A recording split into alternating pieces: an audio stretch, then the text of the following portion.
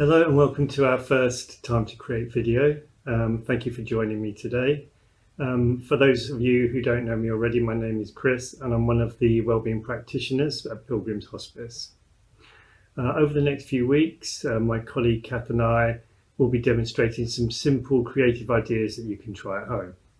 In this first session, I'll be taking a look at making a mandala. And I'll be using pencils, tracing paper, a sheet of A3 paper and some acrylic paints. But if you don't have access to these sorts of materials, then there are many ways you can make your own mandala. You can use things that you find around the home or in the garden, and we'll take a look at some of those techniques a bit later on in the video.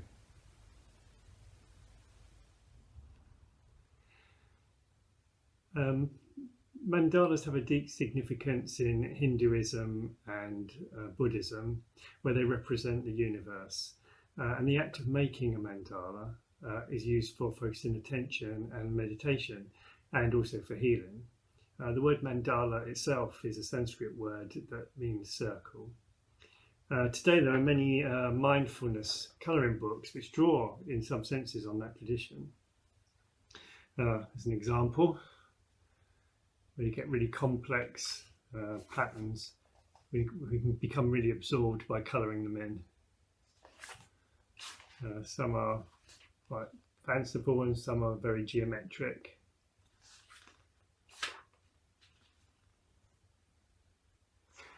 You can make your own, and certainly if you're quite interested in geometry, you could make very complex ones using a protractor and all that kind of stuff.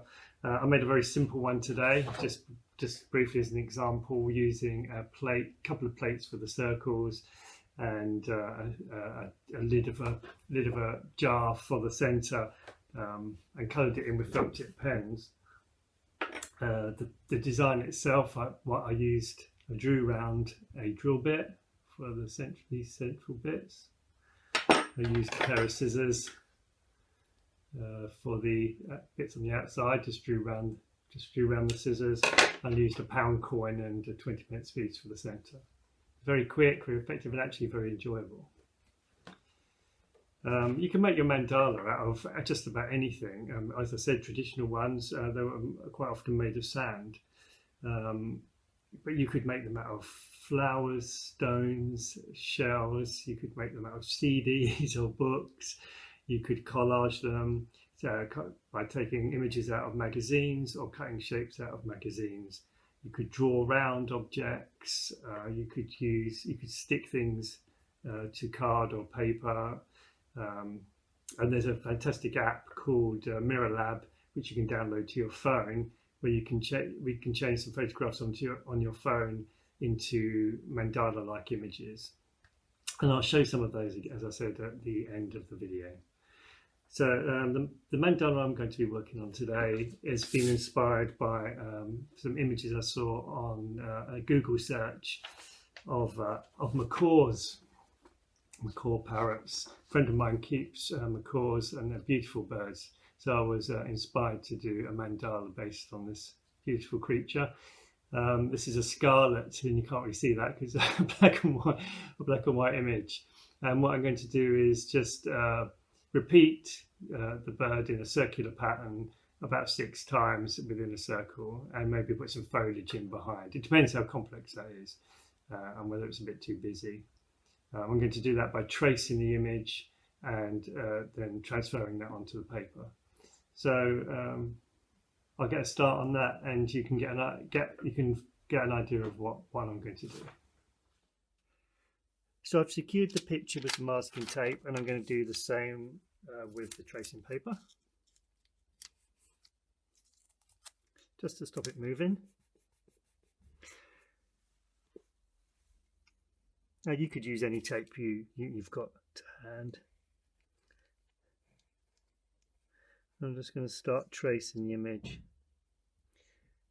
I'm going to trace the macaw and the branch. And I'm going to keep it simple. I don't want too much detail.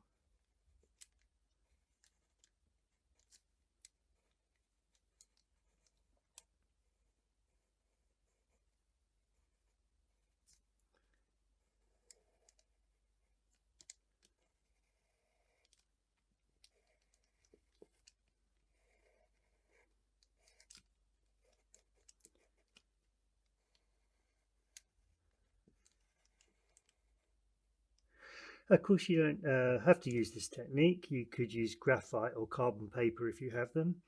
Or if you want to use an image and have a printer, you could print off several copies and collage your mandala. You could draw freehand if you want to do that. You can use a template or draw round objects. This is just one idea I'm demonstrating today.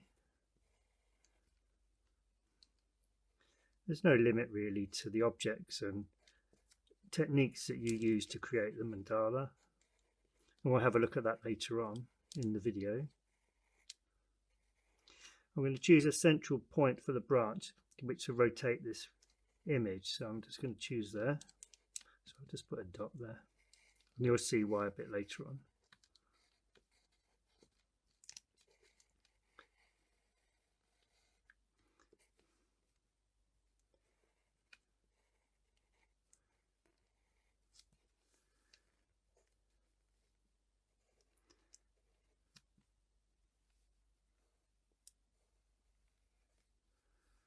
I think that's enough detail.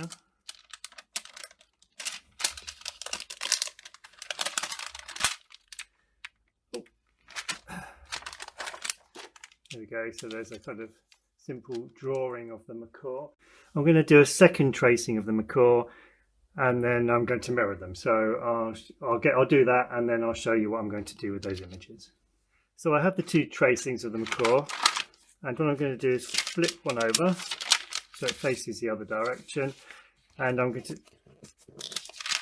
to connect the two branches at that point, that central point, that dot that I made on the branch. I'm going to mirror the macaws. I'm going to choose how much I want to mirror them. Just play about with that a little bit. I think that's about right. That's how I'd like it. Then I'm going to take those two to keep them in place, just so I can have a look at them.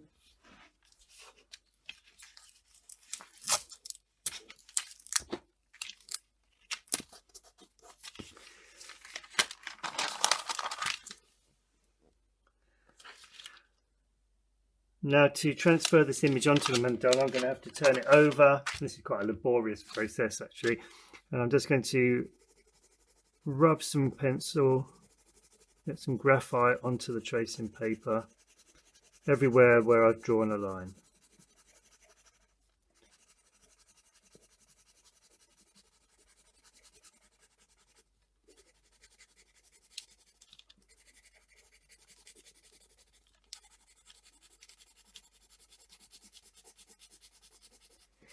So you basically have to cover the entire picture.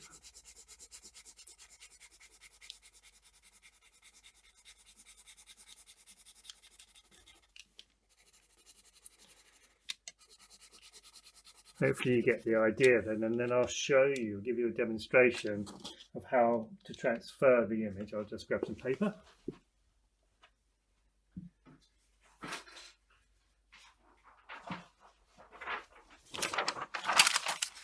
So again, turn the paper over to the front side, and you secure it down, and then where you've put the graphite on the back of the picture, you go over your drawing again. And sometimes it's useful to use a pen or a different kind of coloured pencil so you can see where you've been, otherwise it's easy to get lost.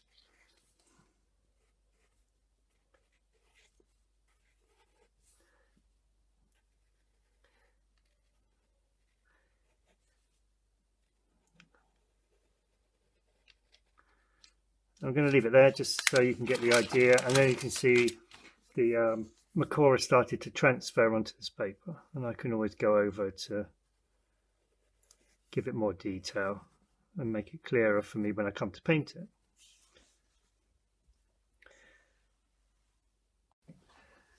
So I've completed the first tracing, and now I'm going to do two more just to fill the mandala space.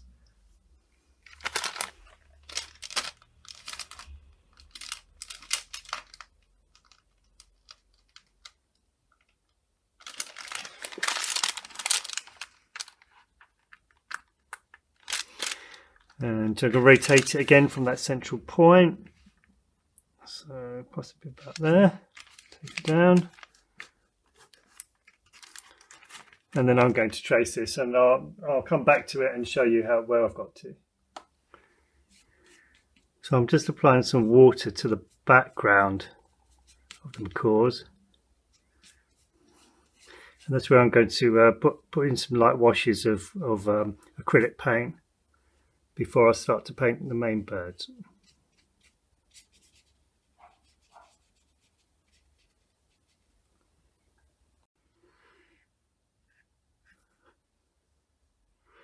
I'm just going to just drop in some greens, let them spread in the water.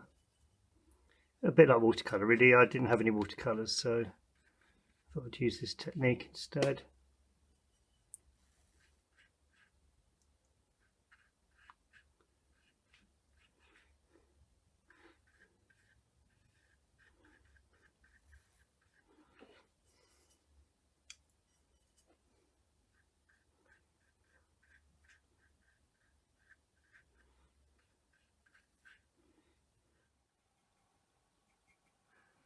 I'm going to start with the yellow.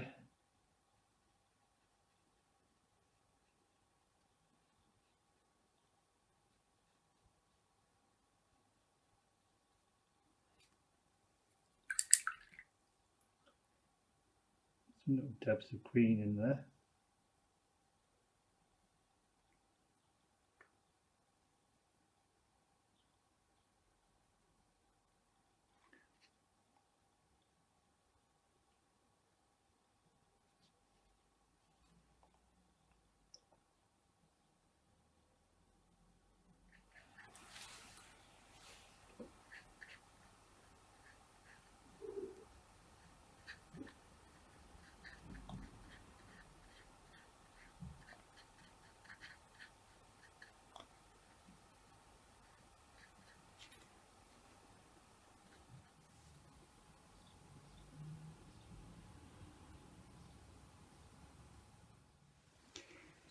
So this is the completed painting. I'm not sure if you can see that clearly or not, I hope so. But as I said, this is just one technique you can use for making your own mandala. I'll show you some examples next of mandalas that have been made by myself and some of my colleagues at the hospice using totally different techniques to this one. And I hope that they inspire you to have a go yourself. And if you're able to take a photograph, there should be an address on our website that you can upload the photos to, and we really look forward to seeing them. This mandala was made using silver coloured objects found around the home and arranged on a table. This is a flower mandala made with thyme and clover.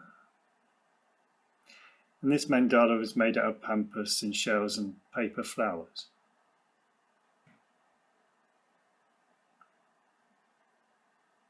This one made from flowers and petals from the garden.